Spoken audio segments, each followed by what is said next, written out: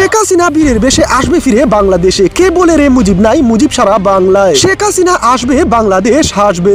ও ভাই রে ভাই, এবার এমন স্লোগানে রাজধানীর ধানমন্ডিতে আবারও বিশাল বিক্ষোভ মিছিল করে নিজেদের দুঃসাহস দেখালো আওয়ামী লীগ ও ছাত্রলীগের নেতা কর্মীরা। 13ই নভেম্বরকে ঘিরে আওয়ামী লীগের যে পরিকল্পনা, হয়তো এটি ট্রেলার হিসেবেই দেখিয়েছে আওয়ামী লীগ।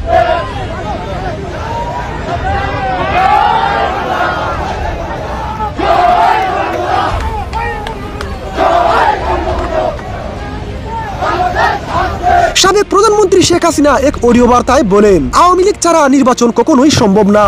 এই অবৈধ সরকার কিভাবে নির্বাচন করে আমরাও তা দেখব। এদিকে 13ই নভেম্বর ঢাকা দখলে নেওয়ার জন্য দেশবাসীকে আহ্বান করেছে আওয়ামী লীগের শীর্ষ বড় বড় নেতারা, যেটার ট্রেলার রাজধানীর ধানমন্ডিতে দেখিয়ে দিয়েছে আওয়ামী লীগ ও ছাত্রলীগ।